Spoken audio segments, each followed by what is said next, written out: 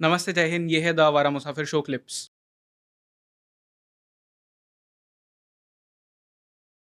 कश्मीर के बारे में पूरी दुनिया आज बात करती है एंड कई सारी उसमें ऐसे नुआंसेस है जो सिर्फ इंडियन आर्मी समझ सकती है या ब्यूरोक्रेसी समझ सकती है जी। भारत की। इनफैक्ट बहुत सारे भारत के खुद सिटीजन ही समझ नहीं पाते कि कश्मीर का इशू क्या है। जी। इतने सालों से, इतने डेकेड से वहाँ पे वेव आफ्टर वेव मिलिटेंसी की आ रही है। इसके पीछे रीज़न क्या है? बिकॉज अभी भी जब हम न्यूज़ देखते हैं तो पिछले 2 सालों में हमने देखा है कि मिलिटेंसी कश्मीर से जम्मू के तरफ आ गई है, पीर पांजाल के टुवर्ड्स साउथ वो शिफ्ट हो गई है। तो ये रीजंस क्या है इसके पीछे? देखिए ऐसे है, 1988 में जब पुख्ता तरीके से ये मिलिटेंसी मूवमेंट स्टार्ट हुई, मिलिटेंसी स्टार्ट हुई थी, तब से लेके अब तक हमने बहुत उतार चढ़ाव देखे हैं। मिलिटेंसी और टेररिज्म में भी उतार चढ़ाव देखे हैं। ऐसे ही फिर हमने अपना नेशनल रिस्पांस देखा, आर्मी का रिस्पांस वो कैसे हुआ है। राइट। तो ये सारी कहानी इस किताब में भी है कि और अब मैं संक्षेप में बताता हूँ कि जैसे मिलिटेंसी बढ़ती गई तो शुरू में बहुत टेररिस्ट थे, पाकिस्तान स्पॉन्सर्ड टेररिस्ट वहाँ से आते थे। वो क्या हुआ था कि 1979 में, आई बेग योर पार्डन, 1989 में रशिया अफ़गानिस्तान से विड्रॉ कर गया था। और रशिया के खिलाफ लड़ने के लिए 10 साल में जब रशिया अफ़गानिस्तान में था तो रशिया के खिलाफ एक मुहिम चलाई थी अमेरिका ने, वो पाकिस्तान के ज़रिए चलाई थी। राइट। तो उन्होंने वो मुजाहिद जो है उनको ट्रेन किया जो रशिया के खिलाफ लड़ते थे अफ़गानिस्तान में। 89 में वो अचानक फ्री हो गए मुजाहिद, क्योंकि अफ़गानिस्तान को इंडिपेंडेंस मिल गई और तालिबान का रूल आ गया। तो फिर जब उनका अपना रूल हो गया और मुजाहिद फ्री हो गए तो वो पाकिस्तान के अंदर ये प्रॉब्लम क्रिएट करने लगे। दूसरी तरफ 1971 की वॉर के बाद, और पहले 65 की वॉर हुई थी, 47-48 की वॉर हुई थी इंडिया पाकिस्तान के बीच। तो 1971 की वॉर में जबकि एक डिसाइसिव तरीके से हमने यानी कि उस वॉर के दौरान पाकिस्तान के 2 हिस्से हो गए, एक नया देश बांग्लादेश बन गया। तब पाकिस्तान तब ये समझ गया कि अब कन्वेंशनल तरीके से भारत पर वो हावी नहीं हो सकता। राइट। तो उन्होंने फिर एक नई चीज़, जनरल ज़ियाउल हक जब आए 1977 में, उन्होंने एक ऑपरेशन टोपैक अमरू नाम का ऑपरेशन को ईजाद किया, जिसके ज़रिए उन्होंने वो एक फ़िलॉसफी चलाई जो सारे देशवासियों ने कहीं ना कहीं ज़रूर सुना पड़ा होगा, which is called a death by 1000 cuts. Right. तो डेथ बाय 1000 कट्स में यही है कि छोटे छोटे अटैक्स करवाना, टेररिस्ट को भेजना, ऐसी चीज़ों से हमारे को वो बर्बाद करना चाहते थे, हमारी सिक्योरिटी फोर्सेस को टाई अप करना चाहते थे, हमारी इकोनॉमी को ख़राब करना चाहते थे, और डिफेंस की तरफ हमारे को काफ़ी तवज्जो देनी पड़ी। So this is how it started. Now those mujahids who had been freed up, वो उनको अच्छा जगह मिल गया कश्मीर में भेजने का। तो शुरू में बहुत सारे फाइटर्स आते थे, अफ़गानिस्तान वाले, सूडान वाले। जब मैं कर्नल था, मैंने खुद इनकाउंटर्स में हिस्सा लिया हुआ है लाइन ऑफ कंट्रोल पे, तो हमने कई अफ़गानी मारे हैं, सूडानी भी आए, सूडान नेशनल के भी थे और कुछ एक और नेशनल्स के। धीरे धीरे मिलिटेंसी भी मैं यूँ कहूँगा कि इसका उतार चढ़ाव होता रहा। जब टाइम आया इन्होंने जब ज़्यादा हम लोग हावी हो गए कश्मीर में, तो वो साउथ में चले गए, साउथ ऑफ पीर पंजाल, जब पुंछ रजौरी के इलाके से ज़्यादा करने लग गए। फिर उसके बाद धीरे धीरे एक टाइम आया, उन्होंने पथराव का शुरू कर दिया। 2006 में जो पैलेस्टीन की इंतिफादा थी, उससे प्रेरित होके, उससे इंस्पायर होके they started similar stone pelting movement. तो ये स्टोन पेल्टिंग, पत्थरबाजी वाला जो इन्होंने 2009 में शुरू किया कश्मीर में, और फिर तब से ये जोर पकड़ा हुआ है। फिर 2015 में सोशल मीडिया का इस्तेमाल करने लग गए। फेसबुक पे बुरहान वानी के ऊपर वो आने लगे, उसकी फ़ोटो आई, अपने सब 10 टेररिस्ट की अपना फेस, पहले नकाब से फेस छुपाया करते थे, अब अपना फेसबुक में फ़ोटो डाला। फिर सोशल मीडिया को इस्तेमाल किया और व्हाट्सएप का बहुत अच्छा इस्तेमाल किया। ये सब they were inspired by the jasmine revolution जो ट्यूनीशिया में, और अरब स्प्रिंग जो हुए थे, तो उससे इंस्पायर होकर फिर अब सोशल मीडिया का इस्तेमाल करने लगे।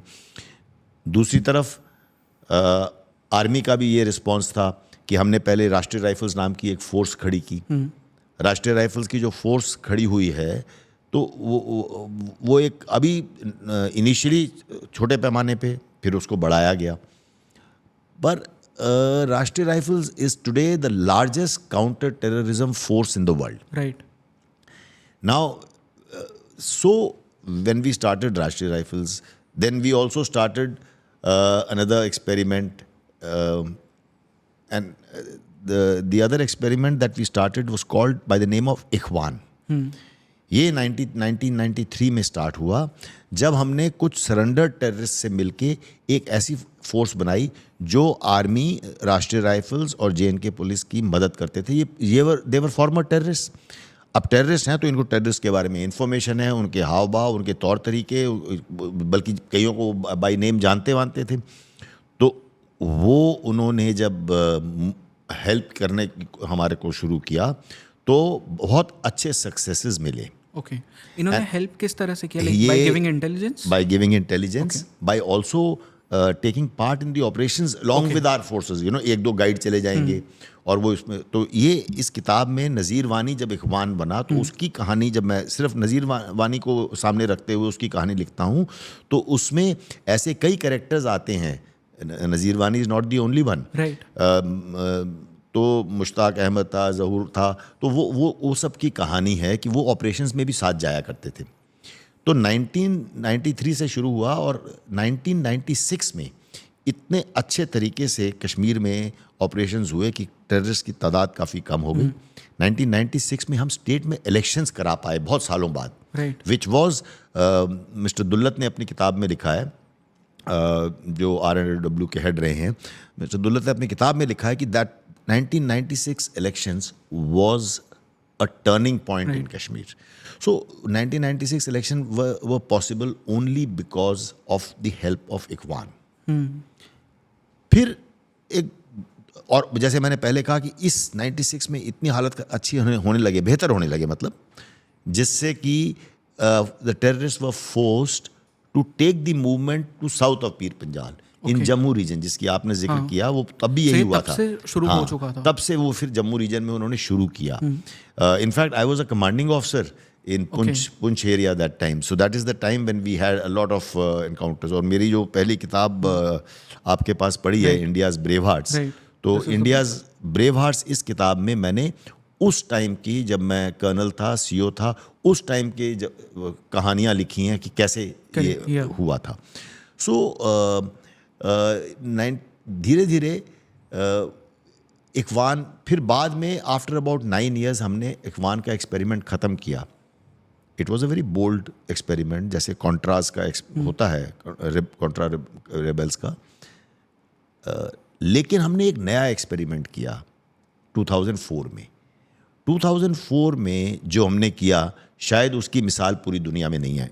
काउंटर रेबल्स जो इखवान वाले हैं, जो इस किताब में हैं, उसके तो मतलब साउथ अमेरिका में और भी कुछ मिसालें हैं, लेकिन जो मैं अब बताने वाला हूँ इसकी कोई मिसाल नहीं है. Okay. That is a bolder experiment. What we did is we created a territorial army battalion of consisting of surrender terrorist. जो सरेंडर टेररिस्ट को मिला के हमने एक बटालियन बनाई, उनको ट्रेनिंग दी. तो यही जो पहले इखवान थे, ज़्यादातर वही इसमें आए. कुछ नहीं भी आए, दैट वाज देयर चॉइस, कुछ आर्मी में नहीं ज्वाइन करना चाहते थे, बट ज़्यादातर वो आ गए इसमें. और उस बटालियन ने बहुत अच्छा काम किया. वो बटालियन मेरी रेजिमेंट की है. Okay. Jammu and Kashmir light infantry, sons of the soil, sons of the soil की बात कर रहे हैं. राइट. तो Jammu Kashmir light infantry regiment, मेरी रेजिमेंट सारे जम्मू कश्मीर के ही लोग हैं. ये अकेली रेजिमेंट है जिसमें सिर्फ जम्मू कश्मीर के ही लोग जवान भर्ती होते हैं.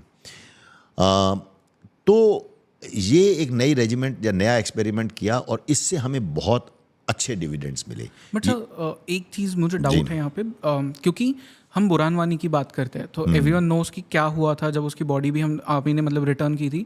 तो एक वो बहुत हज़ारों की संख्या में लोग आए थे उसके जनाजे में. And at the same time आप बात कर रहे हैं इखवान की. तो मुझे ये मिलिटेंट्स की थोड़ी उनके माइंडसेट को मुझे समझना है कि एक ग्रुप है जो आर्मी को ज्वाइन कर लेता है एंड उनकी हेल्प भी करता है, इंटेलिजेंस ला के देता है, देन आपने जैसे कहा बटालियन भी बन गई, ऑपरेशंस में भी जा रहे हैं वो, and at the same time कुछ लोग हैं बुरहान वानी जैसे जो मिलिटेंसी में ही जाते हैं, टेररिज्म को प्रमोट करते हैं एंड वैली में एक तरह से वो आग फैला रहे हैं। ये क्या डिफरेंस है दोनों के माइंडसेट में? It's a very good question, बहुत अच्छा सवाल किया आपने जयेश। देखिए, जैसे जो मिलिटेंट, जो सरेंडर्ड मिलिटेंट्स थे वो कौन थे? वो ऐसे मिलिटेंट थे जो पाकिस्तान की साजिश उनकी समझ में आ गई ओके कि वो पाकिस्तान अपना ही मसला हल करना चाहता है, वो कोई कश्मीर की इंडिपेंडेंस का नहीं सोच रहा है, वो कोई कश्मीर की डेवलपमेंट का नहीं सोच रहा है, और वो अपना ही उल्लू सीधा करना चाहता है। क्योंकि पाकिस्तान में एक ऐसा माहौल पैदा करते हैं बच्चों के दिमाग में जिनको कुछ नहीं पता क्या है, लेकिन स्कूल से वो सीखते हैं कश्मीर बनेगा पाकिस्तान, कश्मीर बनेगा पाकिस्तान का नारा। वो एक ऐसी चीज़ है, Kashmir is a glue that binds Pakistan. Pakistan तो आप जानते हैं कैसी हालात में खड़ा है, इकोनॉमिकली, पॉलिटिकली, डिप्लोमेटिकली पाकिस्तान बिखरने वाली हालत में है। उसको यूएसए और चाइना और कुछ गल्फ कंट्रीज सपोर्ट ना करें तो वो बिखर जाएगा। उसके अलग अलग टाइप के चैलेंजेस हैं। तो पाकिस्तान को एक ग्लू जो बांध के रखा है, जिसने बांध के रखा है, वो है एक एंटी कश्मीर नैरेटिव। ओके तो पाकिस्तान के लिए ये बहुत ज़्यादा ज़रूरी है। तो coming back to this terrorism thing, so हमारे जो टेररिस्ट हैं, जो सरेंडर टेररिस्ट हैं, वो लोग थे जो समझ गए पाकिस्तान के क्या मंसूबे हैं। So since they understood, they came overboard, they helped to the security forces against terrorism. अब जब एक तरफ बुरहान वानी जैसे हैं, उस टाइम भी मैं कोर कमांडर था जब हमने बुरहान वानी को मारा था जुलाई 2016 में। तो जब बुरहान वानी, एक तरफ बुरहान वानी है तो लेकिन दूसरी तरफ नज़ीर वानी भी है। करेक्ट। तो ये कहानी में मैं पहली दफ़ा मेरे ख्याल से किसी ने ऐसे ये चीज़ सामने लाया है कि कश्मीरी पैट्रियोटिज्म की बात भी की है हमने। आखिर नज़ीर वानी सबसे one of the most decorated soldiers है। उसको एक अशोक चक्र जो उसको मरणोपरांत मिला, उसके बाद उसके पहले उसको 2 सेना मेडल मिले हुए हैं। और इख्वान के दिनों में जब उसने कितने ऑपरेशंस में हिस्सा लिया, Ikhwans were not given gallantry awards, क्योंकि वो सरेंडर टेररिस्ट थे, वो सोल्जर्स नहीं थे। तो अदरवाइज उसने तो बहुत सारे ऑपरेशन उसके अवार्ड्स हो जाते। तो मेरा कहने का मतलब ये है कि कश्मीरी पैट्रियोटिज्म की भी कहानी है। तो कश्मीर से जो कहानियाँ आती हैं वो हमेशा टेररिज्म की नेगेटिव स्टोरीज आती हैं। This is a positive story from Kashmir. मैं लास्ट सेंटेंस इसमें ये कहना चाहूँगा, मैंने ये किताब में भी लिखा है, मेरा हमेशा, मैं बहुत रैंक्स और लेवल्स पे रहा हूँ कश्मीर में, और कोर कमांडर भी था आखिर में। My last appointment in Kashmir as corps commander. मैं हमेशा अपने ऑफिसर्स और जवानों को समझाने की ये कोशिश करता था कि हर कश्मीरी, दाढ़ी वाला जो कश्मीरी है वो टेररिस्ट नहीं है। जैसे मैं हर सिविल में हर आवाम को हमेशा लोगों को ये बताता था कि ये AK राइफल वाला जो जवान है ये आपका दुश्मन नहीं है। तो ये अंडरस्टैंडिंग हम लोगों के लिए बहुत ज़रूरी है। क्योंकि मैं Jammu Kashmir light infantry regiment से हूँ, मैंने इतने बहादुरी के किस्से देखे। हमारे वहाँ कश्मीरी जो मुस्लिम्स हैं वो बहुत आला दर्जे का काम कर रहे हैं। सर आप कुछ एग्जांपल दे सकते हैं? कितने ऐसे हमारे फौजी हैं जिनको शौर्य चक्र, सेना मेडल्स मिले हैं। वो अपने ही इलाके में उन्होंने लड़ाइयाँ लड़ी हैं, टेररिस्ट से लड़ाइयाँ लड़ी हैं। जब मैं कोर कमांडर था, मुझे याद है एक हवलदार था हमारा जैकलाई रेजिमेंट का, उसके घर को जला दिया, उसके फैमिली को हमें अपने सेंटर में पनाह देनी पड़ी। इनको इतनी चैलेंजेस होती हैं। ये लोग कई बारी जो अपने इनको गैलेंट्री मेडल मिलते हैं, हम बड़ी शान से अपना गैलेंट्री मेडल दिखाते हैं कि मेरे को सेना मेडल मिला है, मुझे शौर्य चक्र मिला है, अपने घर में, अपने गांव में, अपने मोहल्ले में, अपनी कम्युनिटी में। लेकिन कश्मीरी मुसलमान को अपने मोहल्ले में, अपने गांव में वो मेडल को छुपाना पड़ता है, क्योंकि उन्हें रिटेलिएट करेंगे। हाँ, कोई रिटेलिएट करेगा। वो कई लोग उनको इस निगाह से देखते हैं कि ये तो ट्रेटर्स हैं कश्मीरी कॉज को। तो उनकी ज़िंदगी एक बड़े रिस्क से गुजरती है। और मैं ये फ़र्क समझाना चाहता हूँ, आपके क्वेश्चन में थोड़ा इनबिल्ट था और इससे मैं ख़त्म करूँगा इस बात को। एक तरफ अगर एक टेररिस्ट है, नज़ीर बुरहान वानी था, दूसरी तरफ वही कश्मीरी यूथ,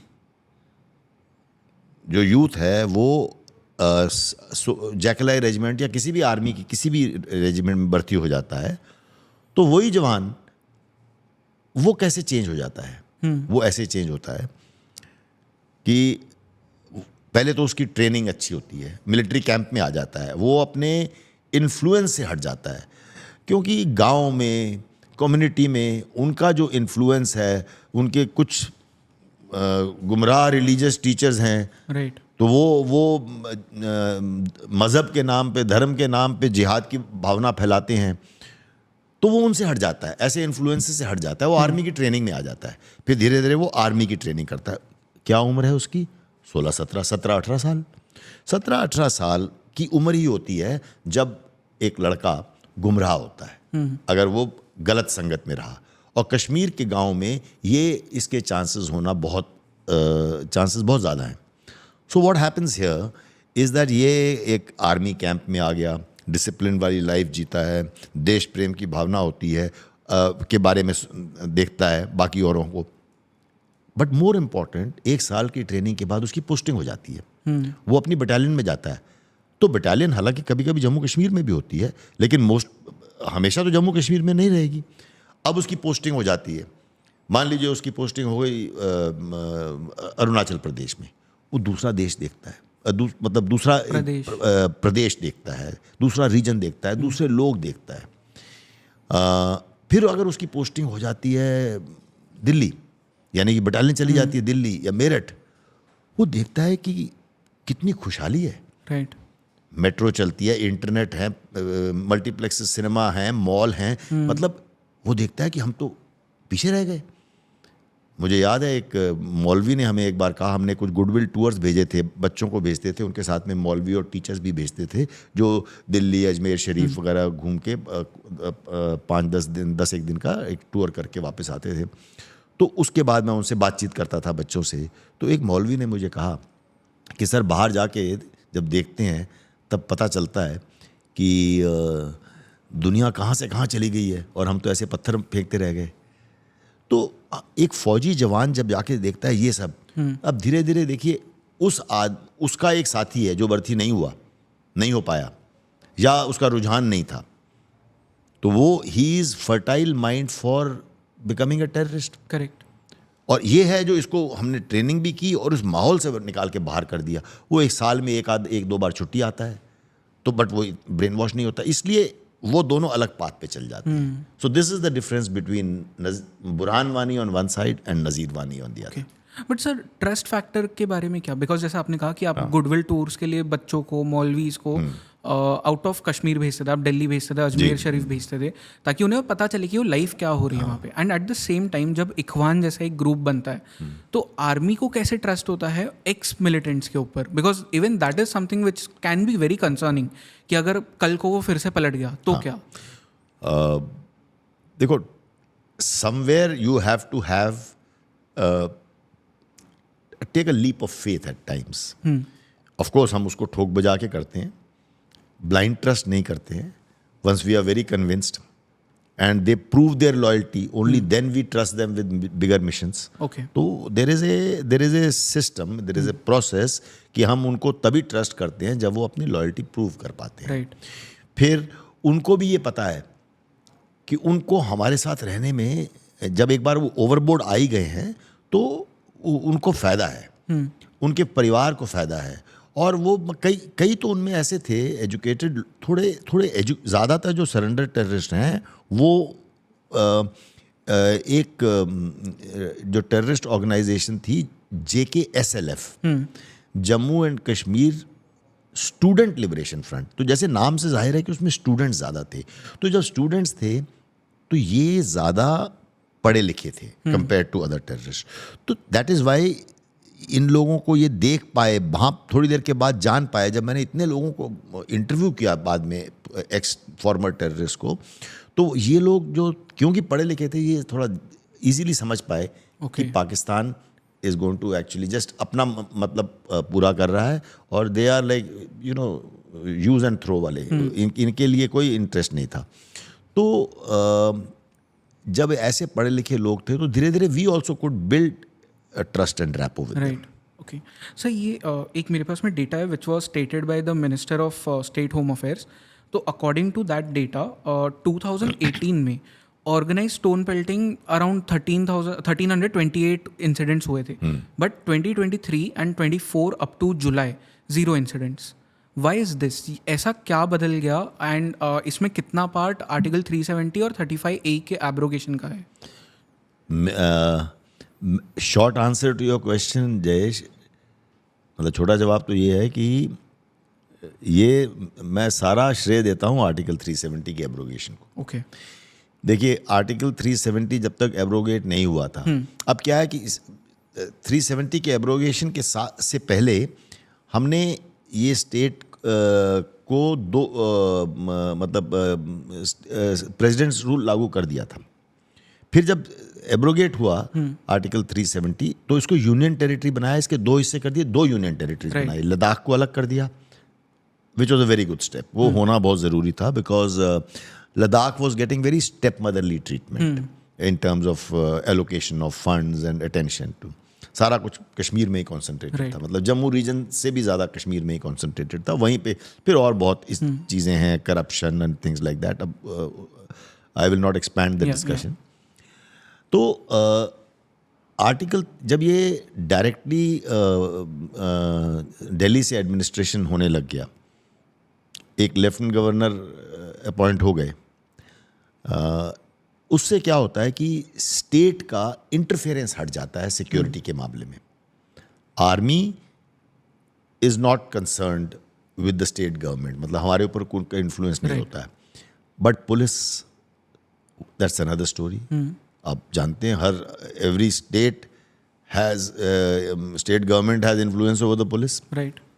फिर पुलिस अगर है तो उसके साथ में जो उनके सीआरपीएफ की एडिशनल बटालियंस आती हैं वो पुलिस के अधीन आती हैं, दे वर्क अंडर द पुलिस, तो फिर उनके ऊपर हो जाता है।